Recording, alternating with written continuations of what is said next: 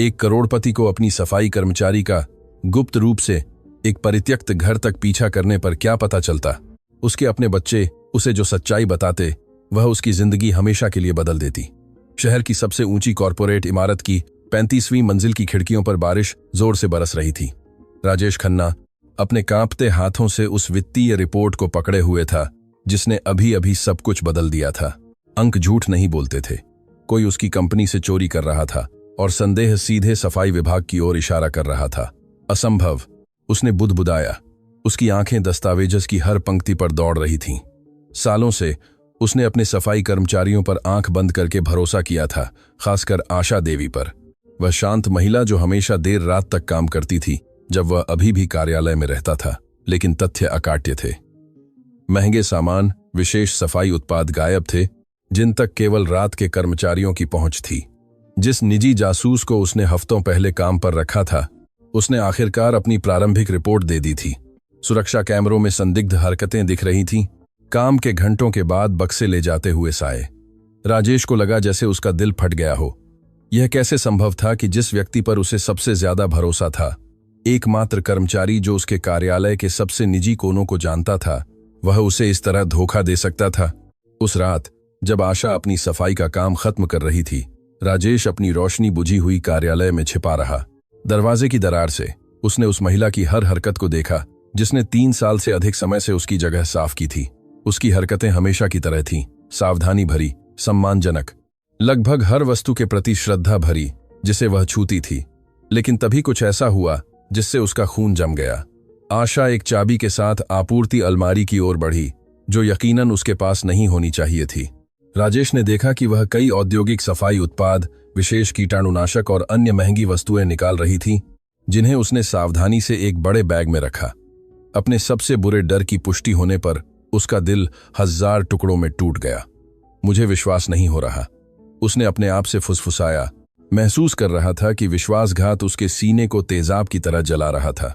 सालों से वह अपने कर्मचारियों के प्रति उदार रहा था। उसने उचित वेतन दिया था, विशेष अवसरों पर बोनस दिया था। आशा ऐसा क्यों करेगी? वह कुछ सफाई उत्पादों के लिए सब कुछ क्यों दांव पर लगाएगी? जब आशा ने काम खत्म किया और लिफ्ट की ओर बढ़ी तो राजेश ने एक ऐसा निर्णय लिया जो सब कुछ बदल देगा। वह पुलिस को नहीं बुलाएगा, वह महिला का तुरंत सामना नहीं करेगा। उसे यह समझने की जरूरत थी कि क्यों, उसे यह जानने की जरूरत थी कि उसे चोर बनने के लिए किसने मजबूर किया था।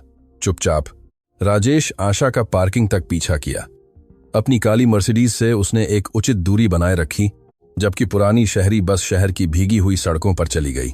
उसका दिल क्रोध और निराशा के मिश्रण के साथ धड़क रहा था जो उसने पहले कभी अनुभव नहीं किया था। इस महिला ने उसके भरोसे को सबसे नीच तरीके से तोड़ा था। बस ने कई स्टॉप लिए इससे पहले कि आशा एक ऐसे मोहल्ले में उतरी जहां राजेश कभी नहीं गया था। यह एक ऐसा इलाका था जहां सड़कों पर डामर नहीं था, जहां घर अलग अलग सामग्रियों के टुकड़ों से बने लगते थे, जहां हर कोने में गरीबी सांस ले रही थी। राजेश ने अपनी दूरी बनाए रखी। उसकी मर्सिडीज पूरी तरह से माहौल से मेल नहीं खा रही थी। आशा उस बैग को ले जाती हुई 20 मिनट और चली जिसमें चोरी के उत्पाद थे। राजेश ने उसका पैदल पीछा किया। परछाई में रहते हुए महसूस कर रहा था कि उसका गुस्सा हर कदम के साथ बढ़ रहा था। उसे इतने कीटाणुनाशक की क्या जरूरत थी? क्या उसका सफाई उत्पाद बेचने का कोई समानांतर धंधा था? यह विचार कि वह अनजाने में एक आपराधिक गतिविधि को वित्त पोषित कर रहा था उसके पेट में मरोड़ पैदा कर रहा था। आखिरकार आशा एक ऐसी इमारत के सामने रुकी जिसने राजेश को अवाक कर दिया। वह एक घर नहीं था बल्कि एक परित्यक्त ढांचा था जिसमें टूटी हुई दीवारें, टूटी हुई खिड़कियां, गत्तों से ढकी हुई और एक छत जो स्पष्ट रूप से बेहतर दिन देख चुकी थी। जगह ढहने वाली लग रही थी। फिर भी आशा मुख्य दरवाजे की ओर ऐसे बढ़ी जैसे वह उसका घर हो। यह कौन सी जगह है? राजेश ने खुद से पूछा। महसूस कर रहा था कि भ्रम धीरे धीरे उसके क्रोध की जगह ले रहा था। यह किसी पेशेवर चोर का ठिकाना नहीं लग रहा था बल्कि किसी हताश व्यक्ति का आश्रय लग रहा था। आशा ने दरवाजा खोला और अंदर गायब हो गई। राजेश सावधानी से पास जाने से पहले कुछ मिनटों तक इंतजार किया। ढकी हुई खिड़कियां उसे कुछ भी देखने नहीं दे रही थीं, लेकिन वह अंदर से आवाजें सुन सकता था। ऐसी आवाजें जिसने उसे पूरी तरह से स्तब्ध कर दिया। वे बच्चों की आवाजें थीं। मां, तुम आ गई। उसने एक बच्चे की आवाज सुनी जो खुशी से भरी थी। देव को पूरी रात खांसी आ रही थी और प्रिया को बहुत तेज बुखार है। राजेश को लगा जैसे उसके सीने में मुक्का पड़ा हो। बच्चे, आशा के बच्चे उस जगह में रहते थे। उसका दिमाग धीरे धीरे एक ऐसी वास्तविकता को संसाधित करने लगा जिस पर उसने विचार नहीं किया था। सफाई उत्पाद, विशेष कीटाणुनाशक। क्या वह उन्हें बेचने के लिए नहीं चुरा रही थी? वह एक खिड़की के पास गया जिसमें गत्ते में एक छोटा सा छेद था। उस छोटी सी दरार से उसने जो देखा, उसने आशा देवी के बारे में वह सब कुछ बदल दिया जो वह जानता था। उस परित्यक्त घर के अंदर केवल कुछ मोमबत्तियों से जगमगाते हुए 3 बच्चे थे। एक किशोर जो 2 छोटों की देखभाल करता दिख रहा था, जिनमें से एक स्पष्ट रूप से बीमार था। आशा ने सफाई उत्पाद निकाले थे और उस जीर्ण शीर्ण आवास की हर सतह, हर कोने को सावधानी से साफ कर रही थी। उसकी हरकतें वही थीं जो राजेश ने अपने कार्यालय में देखी थीं। सावधान, व्यवस्थित, ऐसे प्यार से भरे हुए जिसे अब वह पूरी तरह से समझ गया था। बेटा, यहां आओ, उसने आशा को छोटे बच्चे से कहते सुना। हमें तुम्हारी खांसी ठीक करनी होगी। मैं तुम्हें भी नहीं खो सकती। राजेश लड़खड़ा कर पीछे हट गया। महसूस कर रहा था कि उसकी आंखों से आंसू बहने लगे थे। भी उसका दिल टूट गया जब उसे एहसास हुआ कि उसने इस महिला को गलत समझा था। वह लालच या बुराई के लिए चोरी नहीं कर रही थी। वह जीवित रहने के लिए चोरी कर रही थी, अपने बच्चों को ऐसी परिस्थितियों में जीवित रखने के लिए जिनका किसी भी इंसान को सामना नहीं करना चाहिए था। लेकिन तभी एक बच्चे की टूटी हुई आवाज रात को एक कटार की तरह चीर गई। माँ, क्या पिताजी कभी वापस आएंगे? क्या वह हमारी मदद करने आएंगे, जैसा कि उन्होंने स्वर्ग जाने से पहले वादा किया था? जो चुप्पी छाई रही वह किसी भी चीख से ज्यादा विनाशकारी थी। राजेश उस पल समझ गया कि यह महिला न केवल गरीबी से लड़ रही थी, बल्कि किसी बहुत महत्वपूर्ण व्यक्ति को खोने से भी लड़ रही थी। और जबकि वह कुछ सफाई उत्पादों की चिंता कर रहा था, वह अपने परिवार को जीवित रखने के लिए एक महाकाव्य युद्ध लड़ रही थी। राजेश कई मिनट तक स्थिर रहा, उस विनाशकारी वास्तविकता को संसाधित कर रहा था जिसे उसने अभी अभी खोजा था। उसके पैर कांप रहे थे। जब वह चुपचाप खिड़की से दूर चला गया, उसका दिमाग यह समझने के लिए जूझ रहा था कि वह अपने सबसे समर्पित कर्मचारियों में से एक के दुख के प्रति इतना अंधा कैसे हो गया था। वह टूटे हुए दिल के साथ अपनी मर्सिडीज में वापस लौटा, लेकिन वह इंजन स्टार्ट नहीं कर सका। उसके हाथ इतने कांप रहे थे कि वह चाबी नहीं डाल पा रहा था। बच्चे के शब्द उसके सिर में एक दर्दनाक गूंज की तरह गूंजते रहे। पिताजी कभी वापस आएंगे? उस सवाल की मासूमियत, उस बच्चे की आवाज में हताश, आशा ने उसे किसी भी व्यावसायिक खबर से ज्यादा जोर से मारा था जो उसे अपनी जिंदगी में मिली थी। वह वहीं बैठा रहा, उस जीर्ण शीर्ण घर को देखता रहा जहां एक अकेली मां अपने 3 बच्चों को जीवित रखने के लिए संघर्ष कर रही थी। दीवारों की दरारों से वह मोमबत्तियों की हल्की रोशनी को हिलते हुए देख सकता था, जो नाचती हुई परछाइयां बना रही थीं, जो प्रतिरोध और अटूट प्रेम की कहानी सुनाती दिख रही थीं। हे भगवान, मैंने क्या किया? राजेश ने फुसफुसाया, अपने हाथों से अपना चेहरा ढक लिया। हफ्तों से वह आशा को निकालने की योजना बना रहा था। उसने चोरी के आरोप लगाने पर विचार किया था। उसने अविश्वास को उसके साथ हर बातचीत को जहर देने की अनुमति दी थी। और इस पूरे समय वह उन उत्पादों का उपयोग अपने बीमार बच्चों के लिए एक स्वच्छ और सुरक्षित वातावरण बनाने के लिए कर रही थी। फिर उसे वे सभी बार याद आए जब उसने आशा को देर रात तक काम करते देखा था, हमेशा एक ऐसे समर्पण के साथ जो उसे सराहनीय लगा था, लेकिन जिसे अब वह पूरी तरह से समझ गया था। हर अतिरिक्त मिनट जो वह कार्यालय में बिताती थी, उसके परिवार के लिए अतिरिक्त पैसे का मतलब था। उसके बच्चों को बनाए रखने के लिए आवश्यक संसाधन घर लाने का एक और अवसर था। अचानक उसने घर के अंदर से आवाजें सुनी। ऐसा लग रहा था कि किसी तरह का संकट विकसित हो रहा था। राजेश चुपचाप कार से बाहर निकला और सावधानी से खिड़की के पास गया। उसका दिल चिंता और उत्सुकता के मिश्रण के साथ धड़क रहा था। माँ, देव ठीक से सांस नहीं ले पा रहा है। उसने एक छोटी लड़की की आवाज सुनी जो घबराहट से भरी थी। वह बहुत नीला पड़ रहा है और जब वह सांस लेने की कोशिश करता है तो अजीब आवाजें करता है। राजेश ने देखा कि आशा कमरे के अंदर तेजी से हिल रही थी, सबसे छोटे बच्चे को पकड़े हुए उसे शांत करने की कोशिश कर रही थी। जो दृश्य उसकी आंखों के सामने चल रहा था वह दिल दहला देने वाला था। एक हताश माँ अपने बेटे को सीमित संसाधनों से बचाने की कोशिश कर रही थी। रोहन, वह भाप लेने वाला लाओ जो हमने पतीले से बनाया था।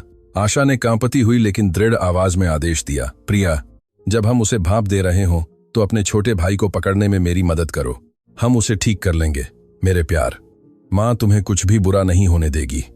राजेश ने मंत्रमुग्ध होकर देखा कि कैसे वह परिवार बुनियादी तत्वों से चिकित्सा समाधानों को तात्कालिक कर रहा था। रोहन, सबसे बड़ा बेटा एक छोटे बच्चे के पास गर्म पानी का एक पतीला हिला रहा था, एक घर का भाप लेने वाला बना रहा था, जबकि उसकी बहन बच्चे का सिर पकड़े हुए थी। उनके बीच का तालमेल भाइयों की आवश्यकता से स्थापित एक दिनचर्या की बात करता था, जिन्होंने असंभव परिस्थितियों में एक दूसरे की देखभाल करना सीखा था। देव इतना बीमार क्यों रहता है माँ? प्रिया ने उस क्रूर ईमानदारी के साथ पूछा जो केवल बच्चों में होती है। क्या हम यहाँ रहते हैं? क्या ऐसा इसलिए है क्योंकि हमारे पास मेरी स्कूल की सहेलियों के घरों जैसी हीटिंग नहीं है? जो चुप्पी छाई रही वह किसी भी जवाब से ज्यादा स्पष्ट थी। राजेश ने देखा कि आशा आंसू रोकने के लिए संघर्ष कर रही थी, जबकि वह अपने सबसे छोटे बेटे के श्वसन मार्ग में तात्कालिक भाप लगाना जारी रखी थी। लड़की के सवाल ने एक विनाशकारी सच्चाई को छू लिया था, जिसे उस परिवार में सभी जानते थे, लेकिन कोई भी पूरी तरह से कहने की हिम्मत नहीं कर रहा था। मेरे प्यार, आशा ने आखिरकार टूटी हुई आवाज में जवाब दिया।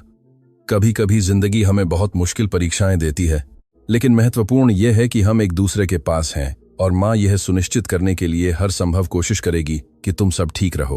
पिताजी स्वर्ग से हमारी देखभाल कर रहे हैं और वह चाहते हैं कि हम मजबूत रहें। राजेश को महसूस हुआ कि उसकी गालों पर आंसू बहने लगे थे।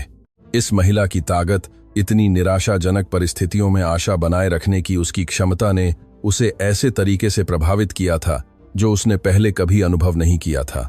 उसकी पूरी जिंदगी विलासिता, सुविधाओं, किसी भी समस्या के लिए तत्काल समाधानों से घिरी रही थी। उसने कभी भी एक बीमार बच्चे के लिए दवा खरीदने या एक सभ्य घर के किराए का भुगतान करने के बीच चयन करने की वास्तविकता का सामना नहीं किया था। माँ, रोहन ने दिल दहला देने वाली परिपक्वता के साथ कहा, मैं कल स्कूल नहीं जाऊंगा। मैं देव और प्रिया की देखभाल करने के लिए रुकूंगा जब तुम काम कर रही हो। इसके अलावा मैंने सुना कि केंद्रीय बाजार में बक्से लादने के लिए सहायकों की जरूरत है। क्या मैं कुछ अतिरिक्त पैसे कमा सकता हूं? नहीं मेरे बेटे, आशा ने दृढ़ता से जवाब दिया, हालांकि उसकी आवाज भावना से कांप रही थी। तुम्हारी शिक्षा सबसे महत्वपूर्ण है। यही एकमात्र तरीका है जिससे तुम एक दिन मेरी जिंदगी से अलग जिंदगी जी सकते हो। मैं तुम्हें हमारी वर्तमान स्थिति के लिए अपना भविष्य बलिदान करने की अनुमति नहीं दूंगी। लेकिन माँ, हमें पैसों की जरूरत है, रोहन ने जोर दिया। और अगर देव और ज्यादा बीमार हो जाता है तो उसे सरकारी अस्पताल ले जाने के लिए किसी को यहाँ होना चाहिए। तुम्हें काम से छुट्टी नहीं लेनी चाहिए क्योंकि हमें उस वेतन की जरूरत है। राजेश को एहसास हुआ कि वह एक ऐसी बातचीत देख रहा था जो उस परिवार में लगातार दोहराई जा रही थी। तत्काल जीवित रहने और भविष्य की आशा के बीच का भयानक निर्णय। हर दिन आशा को अपने बीमार बच्चों की देखभाल करने या उस काम को बनाए रखने के बीच चयन करना पड़ता था जो उन्हें जीवित रखता था, और उसके बच्चे, जो अभी बच्चे ही थे, पहले ही उन जिम्मेदारियों को उठा रहे थे जो वयस्कों की थीं। मेरी बात ध्यान से सुनो, आशा ने कहा, अपने तीनों बच्चों को एक सामूहिक आलिंगन में अपनी ओर खींचते हुए, जिसे राजेश खिड़की से स्पष्ट रूप से देख सकता था। मुझे पता है कि अभी स्थिति बहुत मुश्किल है। मुझे पता है कि तुम्हें ठंड लग रही है, कि देव बीमार है, कि कभी कभी पर्याप्त खाना नहीं होता, लेकिन मैं तुमसे वादा करती हूं कि यह बदल जाएगा। माँ रहने के लिए एक बेहतर जगह पाने के लिए बहुत मेहनत कर रही है। सच में माँ? प्रिया ने बच्चों जैसी आशा से भरी अपनी चमकीली आंखों से पूछा, क्या हमारे पास हीटिंग वाला घर होगा और देव बेहतर सांस ले पाएगा? हाँ मेरे प्यार, आशा ने जवाब दिया। हालांकि राजेश उस वादे के पीछे अनिश्चितता का पता लगा सकता था। हमारे पास एक असली घर होगा, हर एक के लिए कमरे होंगे, गर्म पानी होगा, वह सब कुछ होगा जिसके तुम हकदार हो। राजेश को महसूस हुआ कि उसका दिल टूट रहा था जब उसे एहसास हुआ कि आशा ऐसे वादे कर रही थी जिन्हें वह शायद पूरा नहीं कर सकती थी। उसकी सफाई कर्मचारी के वेतन से अतिरिक्त घंटे काम करने पर भी उसके लिए अपने परिवार को उस स्थिति से बाहर निकालना लगभग असंभव होगा। और फिर भी वह अपने बच्चों की आशा को जीवित रख रही थी, क्योंकि यही एकमात्र चीज थी जो उन्हें एकजुट रखती थी और लड़ने की इच्छा देती थी। तभी उसने कुछ ऐसा सुना जिसने पूरी स्थिति के बारे में उसके दृष्टिकोण को पूरी तरह से बदल दिया। रोहन, आशा ने धीमी आवाज में कहा, यह सोचते हुए कि छोटे बच्चे नहीं सुन सकते, मुझे तुम्हें कुछ महत्वपूर्ण बताना है। राजेश जी की कंपनी में काम। हाल ही में मुझे कार्यालय से कुछ चीजें, सफाई उत्पाद, कीटाणुनाशक लेने पड़े हैं। मुझे पता है कि यह गलत है, लेकिन देव इतना बीमार है और दवाइयां खरीदने के लिए पैसे नहीं हैं। माँ, तुम्हें मुझे कुछ भी समझाने की जरूरत नहीं है। रोहन ने एक ऐसी बुद्धिमत्ता के साथ हस्तक्षेप किया जो उसकी उम्र के अनुरूप नहीं थी। तुम हमेशा सही करती हो। अगर तुमने वे चीजें लीं तो इसलिए कि तुम्हारे पास कोई और विकल्प नहीं था। पिताजी हमेशा कहते थे कि जब परिवार की रक्षा की बात आती है तो एक पिता जो आवश्यक हो वह करता है। राजेश की सांस अटक गई।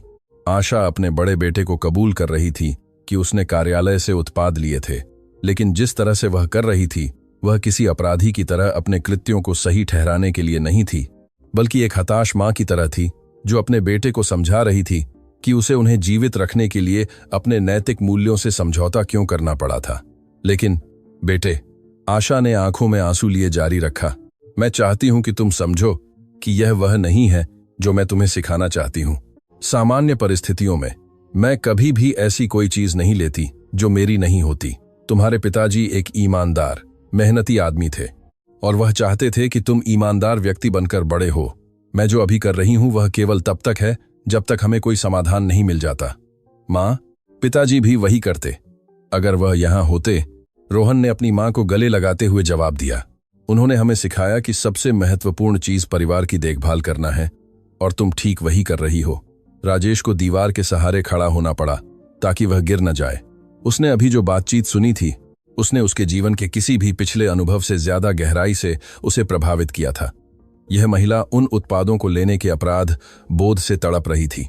वह अपने बच्चों को यह सिखा रही थी कि वह जो कर रही थी वह सही नहीं था, लेकिन कभी कभी चरम परिस्थितियां लोगों को असंभव निर्णय लेने के लिए मजबूर करती हैं। अचानक देव जोर से खांसने लगा, मजबूरा पछतान के लिए एक गीली और चिंताजनक आवाज जिसने पूरे परिवार को तुरंत हरकत में ला दिया। राजेश ने देखा कि आशा छोटे बच्चे को पकड़े हुए थी, जबकि रोहन और प्रिया भाप लेने के लिए और गर्म पानी लाने के लिए दौड़ पड़े। देव, मेरे प्यार, शांत रहो, आशा ने बच्चे को झुलाते हुए फुसफुसाया। मां यहां है, सब ठीक हो जाएगा। धीरे धीरे सांस लो, जैसा मैंने तुम्हें सिखाया है। लेकिन राजेश देख सकता था कि स्थिति बिगड़ रही थी। बच्चे के होठों पर नीले रंग का एक रंग था जो यकीनन सामान्य नहीं था और उसकी सांस लेने की प्रक्रिया और भी कठिन होती जा रही थी। यह स्पष्ट था कि उसे तत्काल पेशेवर चिकित्सा सहायता की आवश्यकता थी। मां, रोहन ने बढ़ती घबराहट में कहा, मुझे लगता है कि हमें उसे अस्पताल ले जाना होगा, वह और ज्यादा बीमार हो रहा है। मेरे बेटे, तुम जानते हो कि हमारे पास निजी अस्पताल के लिए पैसे नहीं हैं, आशा ने हताशा से जवाब दिया, और सरकारी अस्पताल में हमें घंटों इंतजार करना पड़ेगा। इसके अलावा वे हमसे हमारे रहने की जगह, हमारी स्थिति के बारे में बहुत सारे सवाल पूछेंगे। राजेश को एहसास हुआ कि आशा को चिकित्सा सहायता लेने से डर लग रहा था, न केवल आर्थिक कारणों से बल्कि इसीलिए भी कि उसे डर था कि अधिकारी उन परिस्थितियों के बारे में जान जाएंगे जिनमें वह अपने बच्चों का पालन पोषण कर रही थी। उसे इस बात का डर था कि उसकी बच्चों को लापरवाही या अपर्याप्त परिस्थितियों में रहने के कारण उससे छीन लिया जाएगा, ठीक उसी समय जब उसे सबसे ज्यादा कार्रवाई करने की जरूरत थी। मां, मुझे परवाह नहीं है कि वे क्या कहते हैं, रोहन ने जोर दिया। अगर देव अस्पताल न ले जाने के कारण बीमार हो जाता है तो मैं खुद को कभी माफ नहीं करूंगा और तुम भी नहीं। वे शब्द राजेश के लिए एक छुरा की तरह थे। एक 12 वर्षीय बच्चा चिकित्सा संसाधनों की कमी के कारण अपने छोटे भाई को खोने की वास्तविक संभावना का सामना कर रहा था। वह देख रहा था कि एक परिवार प्यार, डर और हताशा के बीच कैसे बिखर रहा था। आशा ने आखिरकार एक ऐसा निर्णय लिया जिसने उसके मातृत्व प्रेम की सच्ची महानता को दिखाया। तुम सही हो मेरे बेटे, उसने दृढ़ संकल्प के साथ कहा, देव को एक फटी हुई कंबल में लपेटते हुए। हम सरकारी अस्पताल चलेंगे। मुझे परवाह नहीं है कि हमें बाद में क्या सामना करना पड़ेगा। अब महत्वपूर्ण यह है कि तुम्हारे छोटे भाई को बचाया जाए। राजेश ने उन्हें भोर में परित्यक्त घर से निकलते देखा, भीगी हुई बारिश में एक दूर बस स्टॉप की ओर चलते हुए, फटी हुई कंबलों में लिपटे हुए चुपचाप आकृतियों का जुलूस। आशा देव को पकड़े हुए थी, जबकि रोहन प्रिया का हाथ पकड़े हुए था, और सभी उस हताश तात्कालिकता के साथ चल रहे थे जो जानते हैं कि हर पल मायने रखता है। उसी क्षण राजेश खन्ना ने अपने जीवन का सबसे महत्वपूर्ण निर्णय लिया। वह वहां निष्क्रिय दर्शक बनकर खड़ा नहीं रह सकता था जबकि यह परिवार जीवित रहने के लिए संघर्ष कर रहा था। वह अपने गर्म और आरामदायक हवेली में वापस नहीं लौट सकता था, यह जानते हुए कि कुछ ही किलोमीटर दूर 3 मासूम बच्चे उन परिस्थितियों की कीमत चुका रहे थे जो उनके नियंत्रण से पूरी तरह बाहर थीं। वह अपनी मर्सिडीज की ओर दौड़ा और इंजन स्टार्ट किया। उसे कुछ करना था, उसे मदद करनी थी, लेकिन जब वह आशा के परिवार को अस्पताल ले जाने वाली बस के पीछे चला रहा था तो एक सवाल उसे सता रहा था। वह 45 साल तक यह महसूस किए बिना कैसे जी पाया था कि इस तरह का दुख उसके इतने करीब मौजूद था, और इससे भी महत्वपूर्ण बात, वह किस तरह का आदमी बन गया था। यदि वह पहले उसकी कहानी को समझने की कोशिश किए बिना एक हताश मां को आंकने में सक्षम था, सरकारी अस्पताल श्री साई एक निराशा की भूल भुलैया जैसा लग रहा था, जिसके नीचे फ्लोरोसेंट लाइटें रुक रुक कर टिमटिमा रही थीं। राजेश आशा के परिवार के कुछ ही मिनट बाद वहां पहुंचा। अपनी मर्सिडीज को एक ऐसे क्षेत्र में पार्क कर रहा था जहां वह निश्चित रूप से जीर्ण शीर्ण वाहनों और लगातार आने जाने वाली एम्बुलेंसों के बीच बेमेल लग रही थी। मुख्य द्वार से उसने आशा को देव को गोद में लिए हुए आपातकालीन काउंटर की ओर दौड़ते देखा, जबकि रोहन और प्रिया उसके पीछे पीछे आ रहे थे। छोटे बच्चे की बस यात्रा के दौरान तबीयत और बिगड़ गई थी। उसकी सांस इतनी जोर जोर से चल रही थी कि दूर से भी राजेश देख सकता था कि वह हर सांस के लिए कैसे संघर्ष कर रहा था। कृपया, मेरा बेटा सांस नहीं ले पा रहा है, उसने आशा को ड्यूटी पर मौजूद नर्स से चिल्लाते हुए सुना। एक अधेड़ उम्र की महिला जिसने शायद इतना दुख देखा था कि अब कुछ भी उसे हैरान नहीं करता था। उसकी पूरी रात तबीयत बिगड़ती रही और अब वह नीला पड़ रहा है। कृपया, आपको उसकी मदद करनी होगी।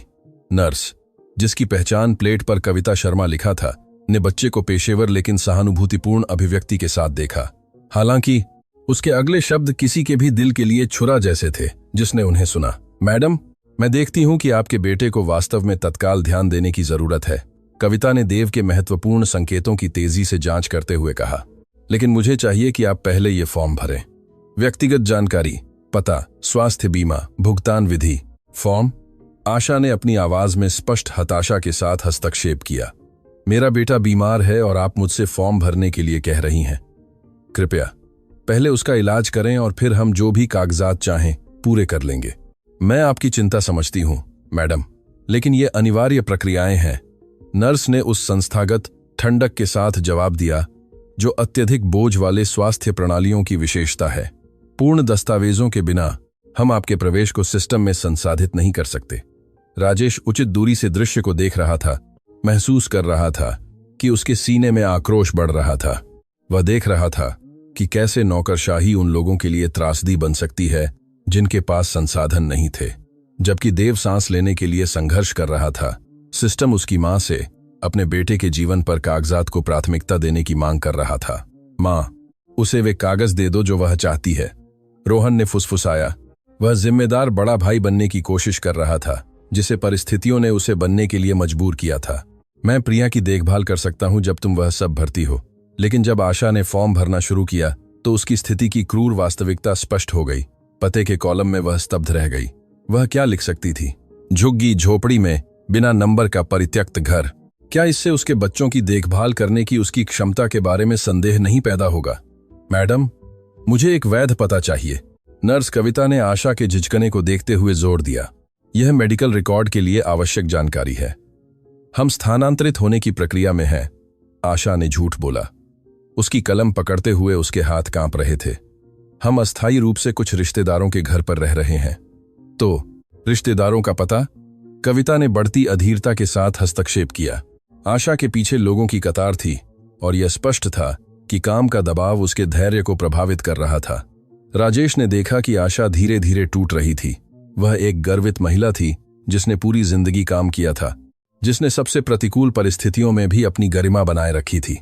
लेकिन अब अपने बेटे को अपनी बाहों में गंभीर स्थिति में लिए हुए उसे एक ऐसे सिस्टम के सामने झूठ बोलने और खुद को अपमानित करने के लिए मजबूर किया जा रहा था जो सबसे कमजोरों को बाहर निकालने के लिए डिजाइन किया गया लगता था। तभी देव को अचानक दौरा पड़ने लगा। मेरा बच्चा, मेरे बच्चे को कुछ हो रहा है, आशा चिल्लाई, जबकि छोटा बच्चा देव अचानक बिगड़ गया और पूरा कमरा स्तब्ध रह गया।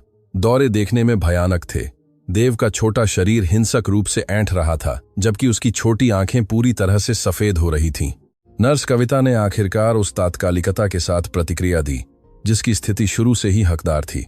आपातकालीन स्थिति में ब्लू कोड, मुझे तुरंत यहाँ एक डॉक्टर चाहिए, उसने चिल्लाते हुए देव को आशा की बाहों से ले लिया और उपचार कक्षों की ओर भागी। मेरे बेटे को मुझसे मत छीनिए। आशा रो रही थी, नर्स का पीछा करने की कोशिश कर रही थी। कृपया मुझे उसके साथ रहने दें, वह बस एक बच्चा है, वह डरा हुआ है। मैडम, आपको यहीं रुकना होगा जब तक हम बच्चे को स्थिर करते हैं। एक सुरक्षा गार्ड ने उसे उस अवैयक्तिक अधिकार के साथ रास्ता रोकते हुए कहा जो उन लोगों की विशेषता है जो नियमों को लागू करते हैं बिना मानवीय दर्द पर विचार किए। चिकित्सा आपात स्थिति के दौरान परिवार के सदस्य उपचार क्षेत्र में प्रवेश नहीं कर सकते हैं। राजेश ने देखा कि आशा भावनात्मक रूप से टूट गई। यह मजबूत महिला जिसने गरीबी, विधवापन और 3 बच्चों को अकेले पालने की जिम्मेदारी का सामना किया था, आखिरकार टूट गई। वह प्रतीक्षा कक्ष की प्लास्टिक की कुर्सियों में से एक पर ढह गई, ऐसी तीव्रता से रो रही थी जिसने उसे सुनने वाले किसी भी व्यक्ति की आत्मा को तोड़ दिया था। मां, रो मत, प्रिया ने बच्चों की उस मासूम बुद्धिमत्ता के साथ कहा जिसने बहुत दुख देखा था। देव बहुत मजबूत है। याद है पिताजी हमेशा कहते थे कि हमारे परिवार में योद्धाओं का खून है। देव ठीक हो जाएगा क्योंकि उसमें तुम्हारी ताकत है। 8 वर्षीय लड़की के शब्दों ने इस परिवार के बारे में कुछ मूलभूत बात बताई। उन्होंने अपने संरक्षक को खो दिया था, लेकिन उनकी ताकत की विरासत उनके प्रत्येक सदस्य में जीवित थी। इन बच्चों के पिता स्पष्ट रूप से एक महत्वपूर्ण व्यक्ति थे जिन्होंने उन्हें प्रतिरोध और पारिवारिक एकता के मूल्य सिखाए थे। पिताजी कैसे मरे मां? रोहन ने टूटी हुई आवाज में पूछा, इस कमजोर पल का लाभ उठाते हुए एक ऐसा सवाल पूछने के लिए जिसे वह स्पष्ट रूप से लंबे समय से दबा रहा था। आपने हमें कभी नहीं बताया कि वास्तव में क्या हुआ था। राजेश थोड़ा और करीब गया बिना पता चले, क्योंकि उसे लगा कि वह इस परिवार की स्थिति को समझने के लिए एक मूलभूत सच्चाई सुनने वाला था। आशा ने गहरी सांस ली इससे पहले कि वह जवाब देती, अपने आंसू अपने हाथ के पिछले हिस्से से पोंछते हुए। तुम्हारे पिताजी निर्माण में एक वेल्डर थे, उसने कांपती हुई आवाज में शुरू किया। वह बहुत ऊंची इमारतों में काम करते थे। वे धातु की संरचनाएं बनाते थे जो सब कुछ धारण करती हैं।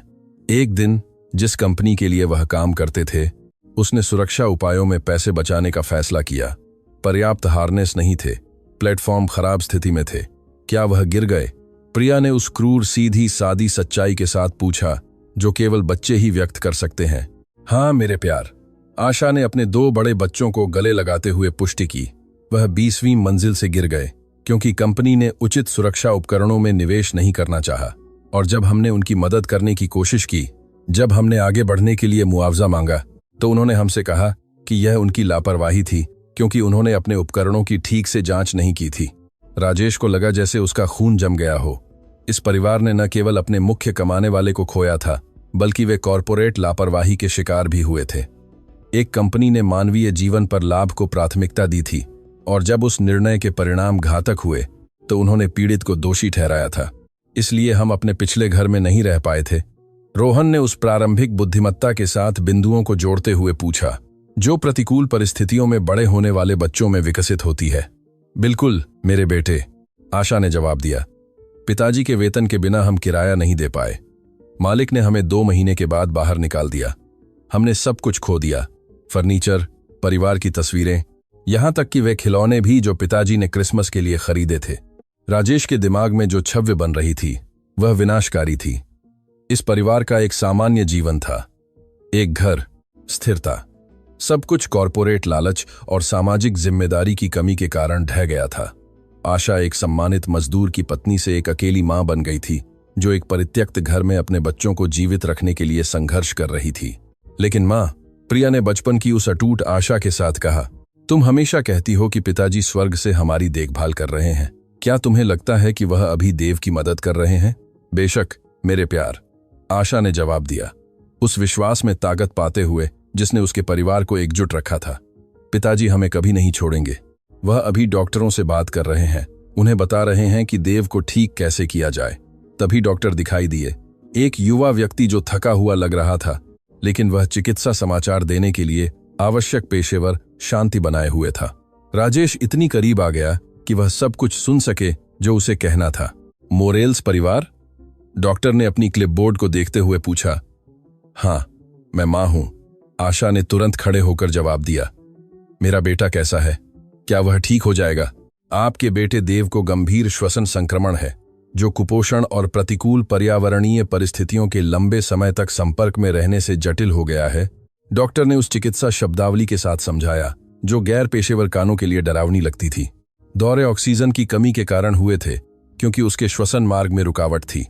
इसका सरल शब्दों में क्या मतलब है डॉक्टर? रोहन ने पूछा, एक बार फिर उस वयस्क भूमिका को निभाते हुए जो उसके 12 साल के लिए उचित नहीं थी। इसका मतलब है कि आपका छोटा भाई बहुत बीमार है, क्योंकि वह दूषित हवा में सांस ले रहा है और उसे अपनी प्रतिरक्षा प्रणाली को मजबूत रखने के लिए उचित पोषण नहीं मिला है। डॉक्टर ने एक ऐसी सहानुभूति दिखाते हुए समझाया जो अस्पताल के अन्य कर्मचारियों की नौकरशाही ठंडक के विपरीत थी। उसे तत्काल अस्पताल में भर्ती करने की जरूरत है, अंतःशिरा एंटीबायोटिक्स के साथ इलाज और कम से कम 1 सप्ताह के लिए गहन देखभाल। जो चुप्पी छाई रही वह किसी भी चीख से ज्यादा स्पष्ट थी। राजेश ने देखा कि आशा उन शब्दों के निहितार्थों को धीरे धीरे संसाधित कर रही थी। अस्पताल में भर्ती होने का मतलब था ऐसे खर्चे जिन्हें वह कभी कवर नहीं कर पाएगी। गहन उपचार का मतलब था कि उसे काम से छुट्टी लेनी पड़ेगी, जिससे उसके परिवार को जीवित रखने वाली एकमात्र आय का नुकसान होगा। डॉक्टर, आशा ने कांपती हुई आवाज में कहा, यह सब कितना खर्च आएगा? मैडम, इस समय महत्वपूर्ण आपके बेटे का जीवन बचाना है। डॉक्टर ने वित्तीय सवाल से चतुराई से बचते हुए जवाब दिया। आर्थिक पहलुओं पर बाद में बिलिंग विभाग से चर्चा की जा सकती है, लेकिन आशा ने इतनी गरीबी देखी थी कि वह समझ गई थी कि बाद में चर्चा करने का मतलब एक असंभव पण जमा करना था। इसका मतलब था कि वह सालों तक ऐसे चिकित्सा बिलों का भुगतान करती रहेगी जो उसे पूर्ण गरीबी में रखेगा। क्या कोई कम महंगा विकल्प है? उसने एक ऐसी मां की हताशा के साथ पूछा जो असंभवताओं के समुद्र में डूब रही थी। कुछ ऐसा जो मैं घर पर कर सकूं। मैं बीमार बच्चों की देखभाल करना जानती हूं। मैं महीनों से ऐसा कर रही हूं। मोरेल्स मैडम, डॉक्टर ने दृढ़ता से लेकिन समझदारी से कहा, आपके बेटे को ऐसे चिकित्सा उपकरणों की जरूरत है जो केवल हमारे पास अस्पताल में हैं। यदि आप घर पर उसका इलाज करने की कोशिश करती हैं तो उसके जीवित न रहने की बहुत अधिक संभावना है। क्या आप यह जोखिम उठाने को तैयार हैं? सवाल एक भावनात्मक गिलोटिन की तरह हवा में लटका रहा। राजेश ने देखा कि आशा अपने बेटे के लिए बिना शर्त प्यार और अपनी आर्थिक स्थिति की भारी वास्तविकता के बीच आंतरिक रूप से संघर्ष कर रही थी। यह सबसे क्रूर निर्णय था जिसका किसी भी मां को सामना करना पड़ सकता था। अपने बेटे को बचाने के लिए जीवन भर के लिए कर्ज में डूबना या संसाधनों की कमी के कारण उसे खोने का जोखिम उठाना। तभी राजेश खन्ना ने वह निर्णय लिया जिसने न केवल मोरेल्स परिवार की जिंदगी को बदल दिया बल्कि उसका अपना अस्तित्व भी। वह उन परछाइयों से बाहर आया जहां वह देख रहा था और सीधे समूह के पास गया। माफ कीजिए डॉक्टर, उसने उस प्राकृतिक अधिकार के साथ कहा जो पैसा और शक्ति प्रदान करते हैं। मैं राजेश खन्ना हूं और मैं देव मोरेल्स के सभी चिकित्सा खर्चों का ध्यान रखूंगा। मैं चाहता हूं कि उसे लागत की परवाह किए बिना सबसे अच्छा इलाज मिले। आशा पूरी तरह से सदमे की अभिव्यक्ति के साथ उसकी ओर मुड़ी। उसकी आंखें भ्रम, आशा और आतंक से एक साथ भर गईं। वह यह नहीं समझ पा रही थी कि उसका मालिक, वह आदमी जिससे उसने सफाई उत्पाद चुराए थे, एक सरकारी अस्पताल के आपातकालीन कक्ष में खड़ा होकर अपने बेटे के इलाज का भुगतान करने की पेशकश क्यों कर रहा था। राजेश जी, आशा ने हकलाते हुए कहा। क्या? कैसे? आप यहां क्यों हैं? राजेश ने उसकी आंखों में सीधे देखा और उस नजर में शर्म, प्रशंसा और दृढ़ संकल्प का एक मिश्रण था जो आशा ने पहले कभी नहीं देखा था। आशा ने भावनात्मक आवाज में कहा, मैं तुमसे माफी मांगने आया हूं। आपातकालीन कक्ष में सन्नाटा इतना गहरा हो गया कि ऐसा लगा जैसे चिकित्सा मशीनों ने भी शोर करना बंद कर दिया हो। आशा राजेश को एक ऐसे भाव से देख रही थी जो सदमे, भ्रम और शुद्ध आतंक का मिश्रण था। उसके बच्चे सहज रूप से उसके पीछे छिप गए थे, यह समझे बिना कि उनके जीवन के सबसे कमजोर पल में उनका मालिक कहीं से भी क्यों आ गया था। माफी, आशा ने मुश्किल से सुनाई देने वाली आवाज में दोहराया, जैसे शब्द उसके गले में अटक गए हों। राजेश जी, मैं समझ नहीं पा रही हूं कि क्या हो रहा है। आपको कैसे पता चला कि हम यहां थे? आप देव की मदद क्यों करना चाहते हैं? राजेश ने गहरी सांस ली, यह जानते हुए कि अगले शब्द न केवल इस परिवार के भविष्य को परिभाषित करेंगे बल्कि उस तरह के आदमी को भी जिसमें वह उस पल से बदल जाएगा। आशा, मुझे एक भयानक बात कबूल करनी है, उसने शुरू किया। उसकी आवाज सच्ची भावना से कांप रही थी। हफ्तों से मैं तुम्हारी जांच कर रहा था। मुझे लगा कि तुम कार्यालय से सफाई उत्पाद चुरा रही हो। मैंने एक निजी जासूस को काम पर रखा। मैंने सुरक्षा कैमरों की जांच की। मैंने तुम्हारी जासूसी की जैसे तुम एक अपराधी हो। स्थिति की भयावहता को समझते ही आशा की आंखें आंसुओं से भर गईं। उसका सबसे बुरा सपना सच हो रहा था। उसे खोज लिया गया था, लेकिन जो चीज उसे सबसे ज्यादा तबाह कर रही थी वह परिणामों का डर नहीं था, बल्कि यह शर्म थी कि उसके बच्चे यह सुनेंगे कि उसकी मां को चोर करार दिया गया था। मां चोर नहीं है, रोहन ने उस सुरक्षात्मक उग्रता के साथ घोषणा की जो बच्चों में तब विकसित होती है जब वे अपने माता पिता पर हमला होते देखते हैं। मेरी माँ दुनिया की सबसे अच्छी इंसान है। अगर उसने वे चीजें लीं तो इसलिए कि हमें उन्हें और बीमार होने से बचाने के लिए उनकी जरूरत थी। मैं जानता हूं बेटे, राजेश ने रोहन से सीधे जवाब दिया, एक ऐसे सम्मान के साथ जिसने सभी उपस्थित लोगों को हैरान कर दिया। और तुम सही कहते हो, तुम्हारी माँ चोर नहीं है। मैं एक बेवकूफ था जो कुछ नहीं समझता था। क्या वह हमें जेल में डालेंगे? प्रिया ने बच्चों की उस दिल दहला देने वाली मासूमियत के साथ पूछा जिन्होंने बहुत जल्दी सीख लिया था कि दुनिया कमजोरों के प्रति क्रूर हो सकती है। नहीं मेरे प्यार, राजेश ने जवाब दिया। लड़की की ऊंचाई पर आने के लिए घुटनों पर बैठते हुए कोई भी जेल नहीं जाएगा और कोई भी तुम्हारे परिवार को फिर कभी चोट नहीं पहुंचाएगा। डॉक्टर, जो इस पूरी बातचीत को सुन रहा था, ने धीरे से खांसा। माफ कीजिए, लेकिन मुझे यह जानने की जरूरत है कि क्या आप देव के तत्काल इलाज को अधिकृत करेंगे? बच्चे को अभी गहन देखभाल में स्थानांतरित करने की जरूरत है। सब कुछ अधिकृत करें, राजेश ने बिना किसी झिझक के आदेश दिया। सबसे अच्छा उपलब्ध इलाज, सबसे अच्छा कमरा, सबसे अच्छे विशेषज्ञ। पैसे की कोई समस्या नहीं है। राजेश जी, आशा ने हस्तक्षेप किया, भारी स्थिति के बावजूद अपनी आवाज ढूंढते हुए। मैं आपको यह करने की अनुमति नहीं दे सकती। मेरे पास आपको भुगतान करने का कोई तरीका नहीं है। मेरी सफाई कर्मचारी के वेतन से मुझे यह पैसा वापस करने में पूरी जिंदगी लग जाएगी। आशा, राजेश ने खड़े होकर उसकी आंखों में सीधे देखते हुए कहा, आज रात मैंने जो कुछ भी खोजा है, उसके बाद, यह देखने के बाद कि तुम कैसे जी रही हो, यह समझने के बाद कि तुमने वे उत्पाद क्यों लिए, मुझे भुगतान करना चाहिए। मुझे इतना अंधा, इतना असंवेदनशील, इतना पूरी तरह से अनजान होने के लिए भुगतान करना चाहिए कि मेरे अपनी नाक के नीचे क्या दुख हो रहा था। आपके खोजने के बाद का क्या मतलब है? आशा ने पूछा, हालांकि उसका एक हिस्सा जवाब से डर रहा था। राजेश ने अपनी नजर नीची की। शर्मिंदा था कि उसे यह स्वीकार करना पड़ रहा था कि उसने अपनी कर्मचारी की गोपनीयता का किस हद तक उल्लंघन किया था। मैं तुम्हारे घर तक तुम्हारा पीछा किया था। मैंने देखा कि तुम कहाँ रहती हो। मैंने देखा कि तुम अपने बच्चों की देखभाल कैसे करती हो। मैंने देखा कि तुम उन उत्पादों का उपयोग कैसे करती हो जिनके बारे में मुझे लगा था कि तुम चोरी कर रही हो। आशा का भाव भ्रम से पूर्ण आतंक में बदल गया। यह विचार कि उसके मालिक ने उन दयनीय परिस्थितियों को देखा था जिनमें वह अपने बच्चों का पालन पोषण कर रही थी, कि वह उसकी सबसे बड़ी शर्म की गवाह थी, उसे इतनी गहरी अपमान से भर दिया कि उसे शारीरिक रूप से बीमार महसूस हुआ। आपने परित्यक्त घर देखा था? उसने बुदबुदाया, अपने हाथों से अपना चेहरा ढंक लिया। आपने देखा कि हम कैसे रहते हैं। आपने देखा कि मेरे पास गर्म पानी नहीं है, हीटिंग नहीं है। मेरे बच्चे जमीन पर फेंके गए गद्दों पर सोते हैं। मैंने एक असाधारण मां को अपने बच्चों को जीवित रखने के लिए असंभव करते हुए देखा। राजेश ने दृढ़ और भावुक आवाज में हस्तक्षेप किया। मैंने एक ऐसी महिला को देखा जो सफाई उत्पाद बेचने के लिए नहीं लेती, बल्कि एक ऐसे घर को साफ करने के लिए लेती है जहां किसी को नहीं रहना चाहिए, लेकिन जिसे वह अपने बच्चों के लिए एक सुरक्षित घर बना रही है। यह सच नहीं है। आशा फट पड़ी, शर्म निराशा में बदल गई। मैं एक भयानक मां हूं। मेरे बच्चे मेरी गलती के कारण जानवरों की तरह रह रहे हैं। देव यहां इसलिए है क्योंकि मैं उसे एक सभ्य घर नहीं दे पाई जहां वह साफ हवा में सांस ले सके। ऐसा मत कहो। रोहन अपनी मां को इतनी तीव्रता से गले लगाते हुए चिल्लाया जिसने सभी को हैरान कर दिया। तुम दुनिया की सबसे अच्छी मां हो। पिताजी हमेशा कहते थे कि तुम 100 पुरुषों से भी ज्यादा मजबूत हो। रोहन सही कहता है, प्रिया ने पारिवारिक आलिंगन में शामिल होते हुए कहा। मां, तुम हमें हर दिन प्यार देती हो, तुम हमें सुरक्षित महसूस कराती हो, तुम हमें अच्छा इंसान बनना सिखाती हो। यह एक सुंदर घर होने से ज्यादा महत्वपूर्ण है। राजेश ने बिना शर्त प्यार के इस दृश्य को देखा और उसे एहसास हुआ कि वह कुछ ऐसा देख रहा था जो उसने अपनी सारी दौलत के बावजूद कभी अनुभव नहीं किया था। ये बच्चे अपनी मां से गरीबी के बावजूद प्यार नहीं करते थे।